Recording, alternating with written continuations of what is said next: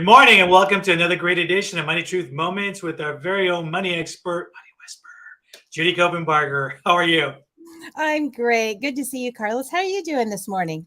I'm doing fantastic. I've been looking forward to our show because we've been on this great trajectory of talking about are you ready? And it seems to be the theme as we get to closer to the end of 2022. But today, folks, if you're just joining us for the very first time, please follow Judy at judycopenbarger.com. We'll talk about our website. We'll talk about a little bit more resources later on in the show. But we have a jam-packed show, and I want to make sure we spend every moment talking about laddering, which Judy's going to talk about doing some really deep dives and some really provoking thoughts for you to really think about. So, with that said, take it away, Judy. Absolutely. So laddering, we talked last week about what laddering is not. It is not the ladder on the back of a fire truck. It's not the ladder that you put next to your orange tree to pick the high ones, right? It's a concept in finance that allows us to invest our dollars in a way that diversifies them, but using time rather than different buckets. So we're talking about the timing of things. So in our first episode, talking about laddering, we discussed that every time you have money beyond your fixed expenses, after you pay your rent, after you buy your groceries and the things that you need to have, pay your premiums and put gas in your car, things like that, there's money left over, right? Ideally. And if there's not, you probably need to do some repositioning. But so the question is, well, where do I put those dollars? Should I use them for my monthly expenses and increase those? Should I save for later? If I save for later, what kind of investment should I be in? So you always want to have now, soon, and later money. The now money is cash that should be in your credit union or your savings account, just basically being available. It's liquid. You might earn something tiny, in terms of an interest rate on it, but it's basically money that you can just grab. I don't recommend putting it in your underwear drawer or under your mattress, but in a bank or a place where you can get your hands on it would be great.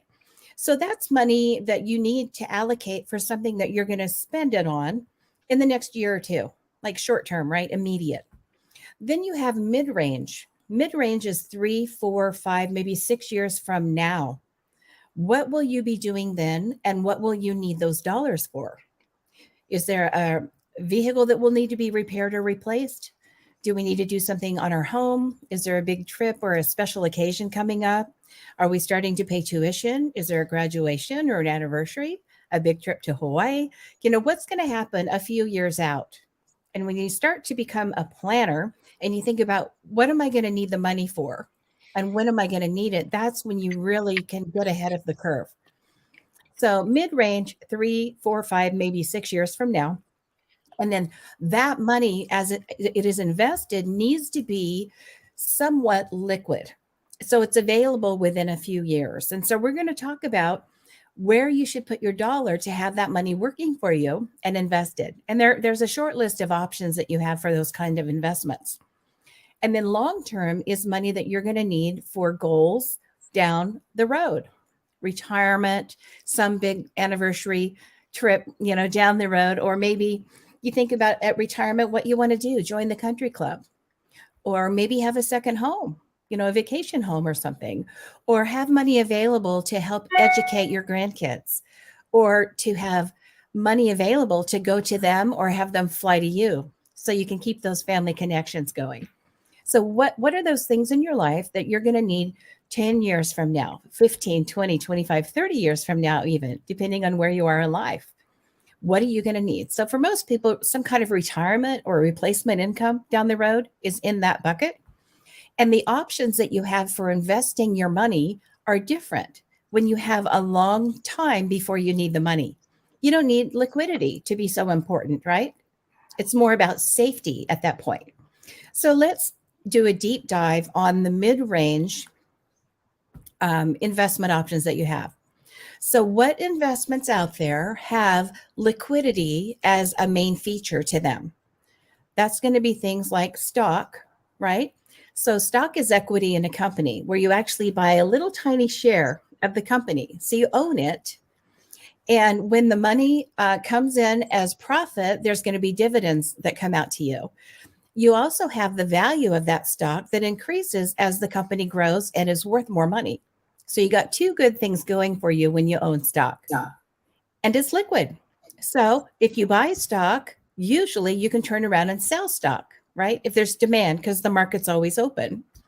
So that's one thing that's available for people. Another thing is shorter term bonds, and particularly the bonds that are bundled into a mutual fund or an ETF. An ETF is an exchange traded fund. So a bond is an investment where you give your money to, oh, let's say a municipality or to a company, Amazon, whoever. And rather than owning, you're loaning. So when you invest, you're either owning something or loaning something, own versus loan. So in a bond, you're loaning your money, and the company or the government entity is using your money to for a project or to grow or to create new widgets or to add a new library, whatever. And they pay you interest on the money. So you get your principal back and then interest that you've earned during that period of time. So that can be very liquid too in short term. Then you have the category of mutual funds. And a mutual fund is a collection of all stock or all bonds or a combination of the both, which makes it a really great way to diversify if you don't have millions of dollars. You can still own a lot of things and loan a lot of places all in one bundle. So there's a fund manager that goes out to the market and they pick the stocks and the bonds and the different holdings that will be in a bundle. And then you own a little share of everything that's in the basket. And that's a great way to diversify. And that's usually the kind of investment that you'll see in a 401k offering or an IRA, an individual retirement account. You'll usually see mutual funds for that purpose. As you're accumulating, you can still diversify and manage your risk that way.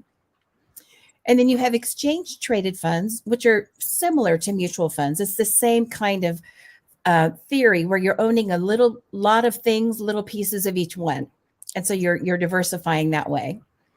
And then there are also some short-term real estate options out there. There's short-term REITs out there. If you buy late enough in a real estate investment trust, a REIT, that can be a short-term. The issue there is sometimes there are constraints on liquidity. So if you are doing anything in real estate or REITs under this mid-range category, you want to be careful that liquidity is not constrained beyond your ability, to get your hands on your money. So that is really the short list of mid-range investment options: stocks, bonds, mutual funds, short-term real estate, and REITs. Make sense? It makes sense. And you know what? I'm going to tell you that for somebody, a lot of our viewers, I'll speak for myself too. I think if you had thrown me and shared all of this before I even knew you, this would be just mind blowing. And I think that's what affects a lot of people, that they hear these terms in investment because you don't know. You're very afraid of, we talked about keeping your money under your mattress, that kind of thing, because you just don't know, right? Yeah. And I think that these are some great options. And I love when you do these deep dives because it really touches on the different aspects. But again, one of the things that I've always said on the show is that you always break it down. You always break it down for folks that really may be looking at this is the first time they're even talking about finance in that respect. You're used to just a bank account, savings account, you're done. That's the way you were raised, that's the way you were taught. But it's great that you're explaining to folks that it's not so bad out there if you have the right person in your corner. So I want to take a moment also. Folks, thank you for joining us this morning. We are talking about laddering this morning with Judy. If you're not following Judy, please do so at judycopenbarger.com. All of our social media accounts are on there, so make sure that you follow her. If you have questions, please tag her as well too, or put on some questions here on the chat. We'd love to answer some of that. But without further ado, I want to keep talking about laddering because there's a lot of great content that you're sharing with us too. Absolutely. Yeah, one thing to be careful of, and the reason that we use this laddering template, where you're just kind of laying this template over your life and saying, when do I need the money and what's it for? Right? If you keep doing that, you can see how time is marching toward you, and that's going to change. So, a goal that you have in 2022, that's 10 years from now, in 5 years is going to be right there. It goes from long term to mid range. So the types of investment, the work that those dollars are doing may need to change from something more secure to something more liquid. And that's how people get in trouble when they don't plan that way. So if someone comes up to me or you or anyone and they say, hey, I heard about this really cool stock, ABC or XYZ. This company's coming out with these widgets and they're making these little doodads that go into this thing. It's going to be the biggest thing ever. I'm going to buy a bunch of this stock. Well, that would not be a balanced approach. It would not be a well diversified approach. It might violate one of these issues. If it's liquidity versus safety, which one is it, right? It might somehow be good advice for one person, but not for the other. And that's where this generic advice or, following the crowd or, you get an email that has this ground floor opportunity gets people in trouble. So anytime someone comes to me and they say, I want to buy this stock, what do you think? That's not enough information for me to answer, right? Well, when do you need that money you're investing and what's it for? How much risk can you take? What else are you doing? Are you overweighted in that category? If you want to buy XYZ and it's a tech stock and you already work for a tech company and 80% of your 401k is tech, that might be overweighting in one sector. And that might be a good thing, might be a bad thing. But what it does do is increase your risk, right? And we've seen things happen with sectors over my whole career, the last 40 years or so. Lots of things happen where people have too much in one area. We saw it in 2008. Everybody was buying up houses, right? With money that they borrowed that they couldn't afford to pay back, hoping the appreciation would do it. The appreciation didn't happen and people got stuck. And it's happened in transportation. It's happened in technology. We've had several technology bubbles. Some of us were there for those, right? And they were big and they were fast. And a lot of people, got bruised up in those because they were overweighted. They had too much. And there's been years where 40% is a low return, right? We've had those for younger people. They're like, are you kidding me? Let's go back to those days. and we may at some point, but it won't be all sectors at once. So the idea is to get a little piece of that growth, whatever it is. If you have a crystal ball, let me know. I will rent it from you. But we don't know. And so the idea is to manage risk by diversifying. That's one of the principles that can really help you not get caught, not get in trouble. So that's mid-range. So are we clear on mid-range, all the liquidity as the basis for those kind of investments? We're good on that part? We're good. And I'm going to share this with you because you just hit something about technology and stuff also. So I remember, and this is probably goes back 30 years or so when Bluetooth technology was coming out. Mm-hmm. And I kept hearing, hey, this is coming. And who'd have thought, right? It was all about, what would you do in an office with no wires? It's like mind blowing back then, right?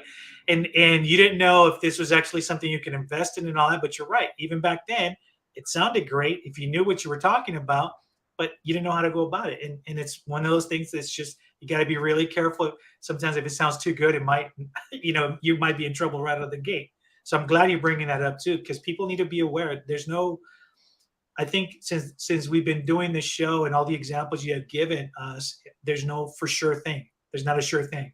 You got to do your homework. And you got to talk to people like you who will really break it down and say, hey man, look at this, and look at this, so you can make a really good educated decision. Yeah. And just, I think there's value to educating yourself, whether it's, taking a class or a course or being around people that are doing it, not people that say they're doing it. There's right. Plenty of those people online that say, oh, I made my millions doing this cyber something, right? Well, you don't know that. You don't know them. You don't really know. And were they lucky one day and they didn't tell you about the 99 other days that right. they were losing yep. money? Yep. And like people go, I won all this money at Vegas. Really? What about all the other days and all the other trips you took? Did you win all that money then too? It's like, right. So, but if it's people that people that are successful in life, not just financially, but they have like a balanced approach, those would be good mentors or people to really learn from, sit at their feet and say, teach me, what did you do well? More importantly, where have you made mistakes or missteps? And what can I learn from mistakes you've made so I don't have to make those? And a lot of my work, this legacy, piece that I'm putting out, trying to help people find an education if they want to, find financial literacy if they want to. You can't say I didn't do my part to try to bring that. That's very important to me, that there is a safe place to go learn without having to make your own mistakes. So that's part of why I'm here.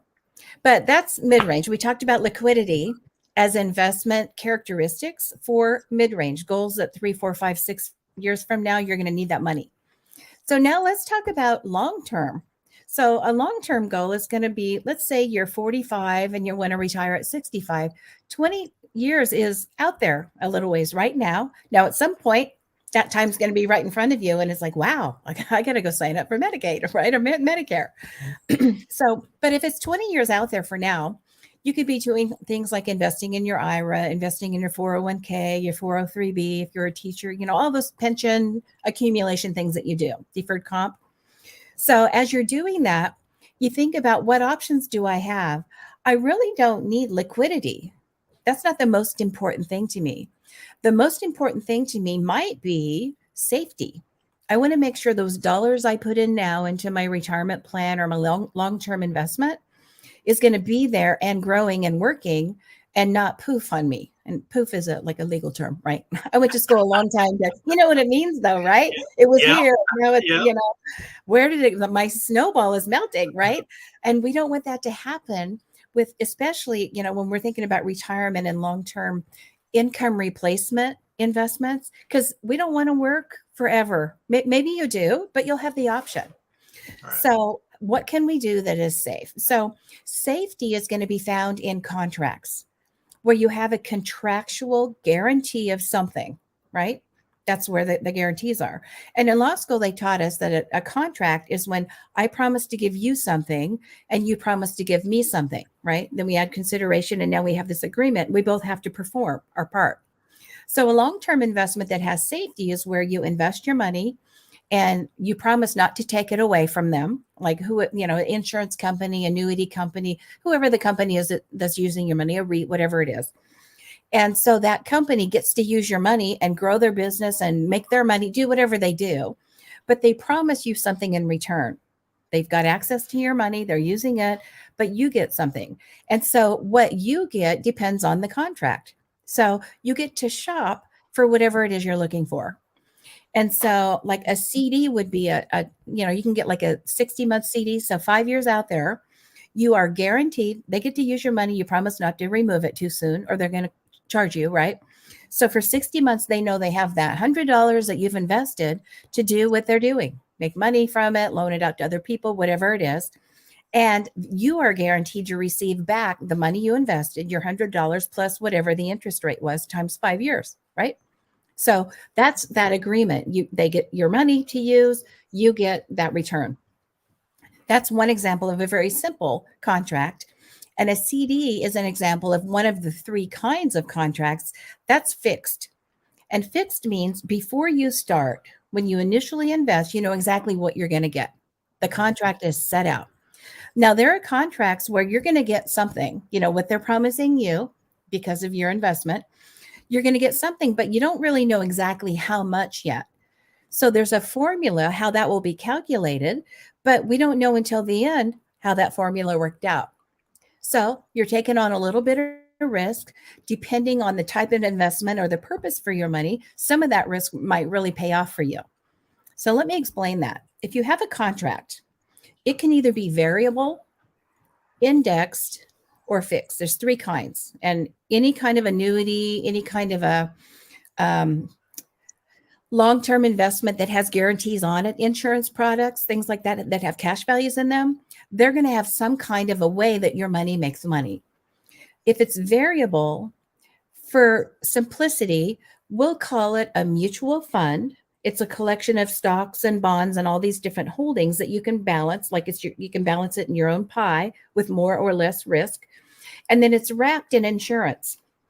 So if your snowball melts too much, the company will guarantee to poof it back up for you. It's like if you lost 10%, we'll put it back to the zero loss, or we'll even give you something. So worst case, you earn 3, 4, 5, 6%. I've got contracts still on the books for clients that are 6.5% guaranteed. If they make 15, you get that. If they make 20, you get that. But worst case, you get 6.5%. Now, you're not going to find something like that available today. But if you've got one, they're great. You might get a guaranteed 3 or 4% at this point, and interest rates are moving. So you're actually invested in, mutual funds that are going to go up in value, down in value, up in value, down in value. And over time, you expect it to grow. But there's a guarantee on it. So if your snowball, let's say you started with $100,000, your snowball melted and you're ready to start taking income, but now it's only 80,000. And that's happened to people this last, short months, just in the last year. If it's 80,000, the guarantee is we'll put it back where it was, 100,000 and maybe more, at least a minimum growth on it. That's pretty good. That's that safety, right? That's that security that we talked about. Maybe not so liquid, especially in the early years in a contract like this, but when you need it down the road, it's going to be there with guarantees on it. So that's a variable contract. The next kind of a contract, we've already talked about the fixed kind of contract. That's where it's not going to grow and deplete, grow and deplete. It's going to just grow at a very steady rate based on the interest rates. Now, you're not going to have a potential 10% year or 20% year. Those are really good when they do show up, but you'll have a good steady growth of maybe 5%, 4%. Next year, same. Next year, same. Next year, same. So it's fixed and you know exactly what you're going to get. That's what we would call a fixed contract, a fixed annuity or a fixed bucket inside of an insurance contract somewhere or a CD. And then the third category is indexed. Now, indexed is kind of a hybrid between fixed and variable. So you don't know exactly what you're going to get until the credit happens at the other end. Maybe every year they credit you what you've earned. And what they credit you is based on what the index did. But you're not going to lose your money. So the index, what is that? There's Standard and Poor's, there's LIBOR, there's Dow. An index is just a big farmer's market where people trade stocks. That's all it is. So the index measures a bunch of those just to kind of see how the market's going. If you turn on the news at night, you see all those numbers scrolling, letters scrolling up, down, red, green, all that stuff. That's the measurement of what the market's doing, the indexes. So if you're invested in a contract that's tied to the index, they're going to look at your starting point and your ending point, maybe every month or every year, maybe 2 years even, and say, if it went up 8%, we're going to share that with you. Either you get the first 5% and we'll take anything over that, or we get the first 3% and you get everything over that. I mean, there's all different ways with caps and spreads to determine how much of what the market did that you get. But what's nice about these is the income that you earn is deferred. So even if it's not a retirement program, all that tax can be delayed until later, which gives you a lot more growth potential. There's usually not management fees. Now, the exception would be a variable contract that might have management fees. Watch out for those. But an indexed contract and a fixed contract won't have any management. So if your money is coming from a liquid account and you're moving it into some kind of a long-term contract, those are like a couple percent a year maybe that you won't be paying all those years, those 20 years that you have between now and retirement time. So there are some features that can be beneficial. The downside is there will be constraints on liquidity almost always. So we talked about if it's a mid-range goal, you want to have it close to you. You might need that money, right? You want to have it available. On these long-term contracts, annuities, life insurance, cash values, things like that, CDs, if you need to go grab your money because something came up, this is not where you want to grab it from. Because in the initial years, there will be a penalty for doing that, a surrender for a charge for doing that. So you want to really make sure that when you're investing in a variable, a fixed, or an indexed contract of some kind where the guarantees are, that it is a long-term goal. So you wouldn't want money that you need 2 years from now to be tied up in a 5-year contract or a 10-year contract. So you want to watch out for that. But for safety, you can't beat them. For liquidity, you have these other options of mutual funds and stocks and bonds. Make sense? It does when you break it down for us like that, for sure. Otherwise, like I said, it could be one scary thing to try to deal with and all of that. What I've heard though in all three, between the variable, the fixed, and we have the indexed one, is that if you're in that, it seems like your money is pretty safe, right? Yeah. It's really, you're not really losing money. You're going to gain one way or another, but you have that security blanket. It's never going to go below. Let's say if it's $100, it's never going to go below 100. It can only grow from there as well too. And I think, and I think it's basically what they don't really tell you and you don't know about, right? they give you these, first of all, again, I'll go back to saying how you break things down for us, because a lot of folks tend to use the big words, the jargon, and all of this, and all of a sudden you're like, oh, what does that really mean? And where's my money really going into? And I think a Yeah. lot of our viewers appreciate the fact that now it's like, okay, that makes sense, right? And now you feel a little bit more comfortable putting that foot forward, So thanks for doing that. But it does make sense. You're welcome. It's just, if you remember just the basics, when do I need the money? What's it for? Do I need safety or liquidity? And most people, they don't have just $1. Like, where do I put my dollar? They have several. And so there might be some dollars that are going to be those longer term. They go in the long term bucket. So those might go into some kind of a investment contract. The other dollars we know we're going to need a little sooner, or we just like to have more liquidity because we're in transition. We might be moving. We might be, growing our family. You want to have a little bit more liquidity. Then you pick those first options that we talked about for the mid range. And it's so easy if you back into the planning instead of just going, I have money. What do I do with it? I just inherited money or sold a business. What do I do?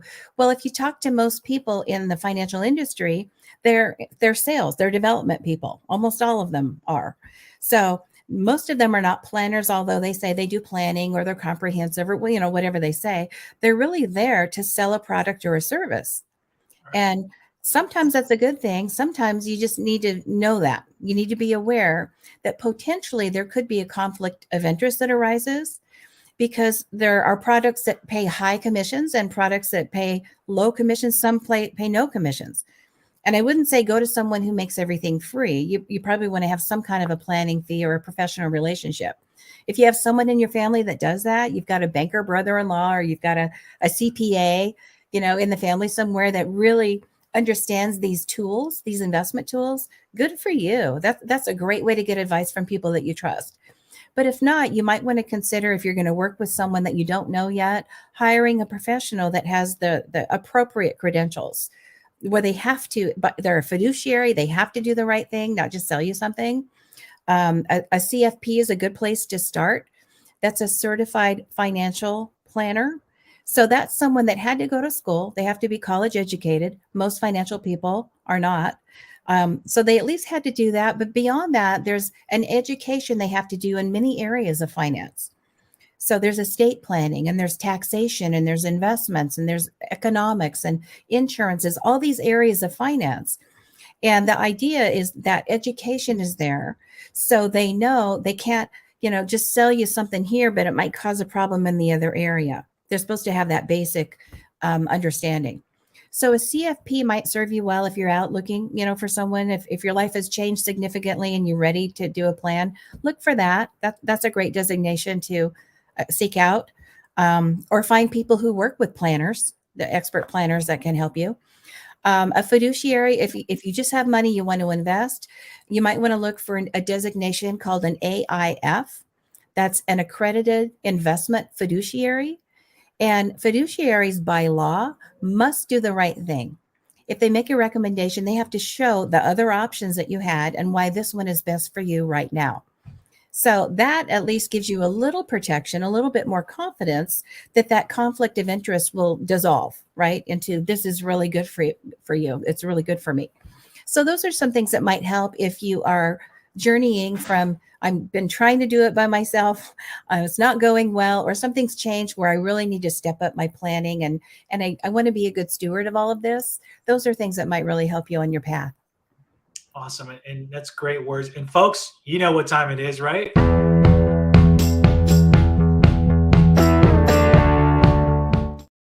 With all that said, I can't wait to hear this week's challenge. Okay, we're going to just keep with the theme of laddering. So pen and paper, what I'd love for you to do is write down the goals that you have where you're going to need money 3, 4, 5 years from now. So all the way out to 27, 28, right? What am I going to need money for? How much? And then write down the investment options that you have. That's stocks, bonds, mutual funds, REITs, and short-term real estate. So what am I going to need the money for? When am I going to need it? You've answered those questions. You have limited probably 90% of the mistakes just by doing that part. Second thing to write down is, what am I going to need long-term? It might include retirement funds. Maybe you're already there. Maybe it includes a goal for a special occasion down the road, something you want to do for your family or your grandkids, education, mission trips, some big sea world trip, whatever it is, a safari in Africa. So whatever that is, pen and paper, write it down. And then what are your options there? You've got contracts, you've got variable, indexed, fixed. You can also use mutual funds for long term, but you're going to be leaning toward liquidity, not safety. And maybe you could have a combination of both. Most people do. So that's your challenge. Write it down and get planning. Awesome, folks. And if you're just joining us, please watch the beginning of the show where Judy discusses everything about laddering. And again, if you're not following Judy, please do so at judycopenbarger.com. Judy, any last parting words? Make it a great week. Awesome. And remember, folks, we're here every Tuesday at 8 a.m. Please make sure you share the stream, and we have a replay on Thursdays at 8 p.m. So until next week, have a great week, Judy. Blessings. You as well.